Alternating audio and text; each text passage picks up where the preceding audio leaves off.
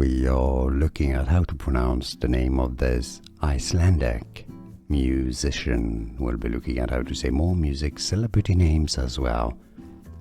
In Icelandic, it is said as Daði Freyr, Daði Freyr.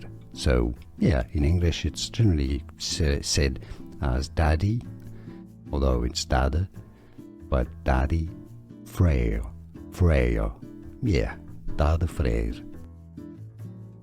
We are looking at how to pronounce the name of this Icelandic musician. We'll be looking at how to say more music celebrity names as well.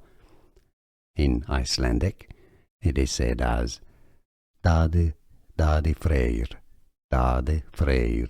So, yeah, in English it's generally said as Daði, although it's Daði, but Daði Freyr, Freyr, yeah, Daði Freyr. Here are more videos on how to pronounce more confusing words and names too many mispronounced. Like this video if you found it useful. I appreciate your support. I'll see you soon and thanks for watching.